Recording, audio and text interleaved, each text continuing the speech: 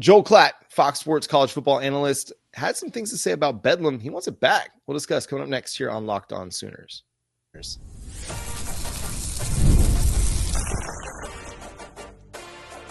You are Locked On Sooners, your daily podcast on the Oklahoma Sooners. Part of the Locked On Podcast Network, your team every day. Thanks once again for making Locked On Sooners your first listen every single day. Shout out to all the everydayers out there. Tune in and subscribe to the show wherever you get your podcasts. We're part of the Locked On Podcast Network, your team every day. Jay, one of the more intriguing things that occurred because of conference realignment was the loss of some of these big time rivalries, whether it's, the backyard brawl between Pitt and West Virginia, whether it's, Texas A&M, Texas, that was off the schedule for more than a decade whenever Texas A&M left, or it's Bedlam that is now off the schedule because Oklahoma and Texas left and Oklahoma State got mad and didn't want to figure some things out. Joel Klatt of Fox College Sports had this to say when on his show, a college football podcast. He said, where's the quote?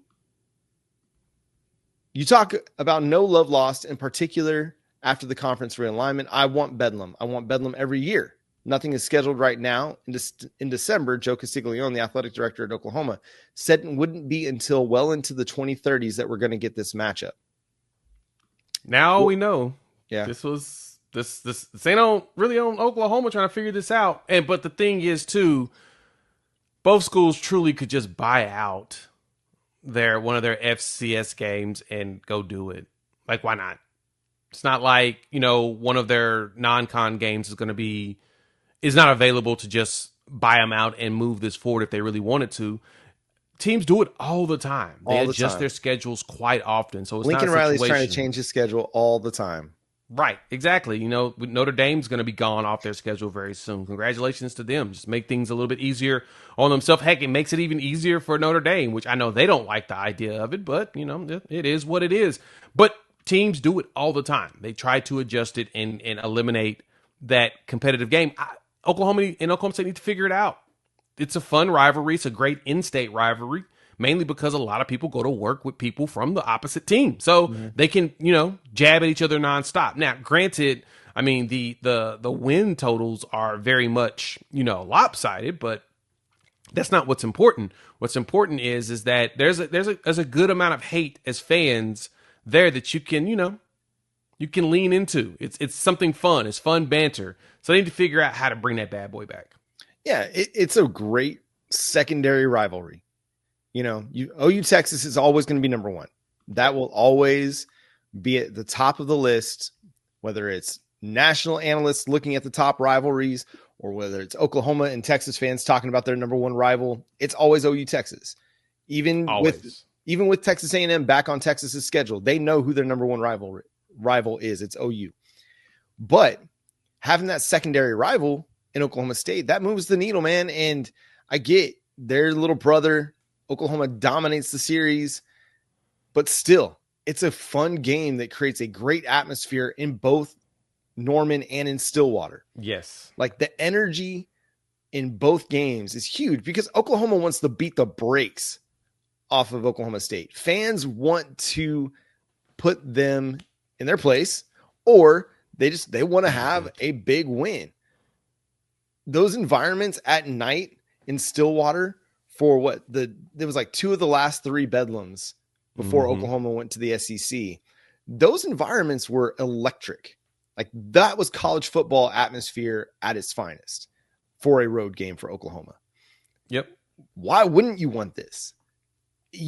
I want fun games. I want fun games on the schedule. If you tell me, okay, not Oklahoma State, then give me Nebraska every single year. Bring back that Big 8 rivalry every year. Oh, man, I don't care. Give me the fun games. Is it a tough game on the schedule? Yeah, but you got Michigan on the schedule.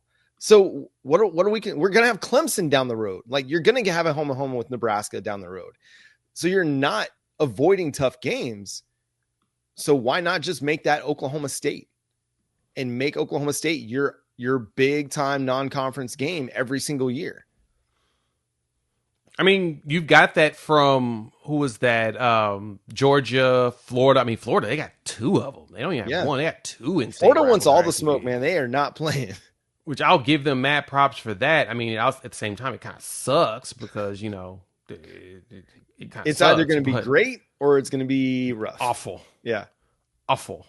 But they've got both of them there. Like, so they've set themselves, I mean, regardless, they're going to play them just because they've built those in to where they're eternally going to happen. Mm-hmm.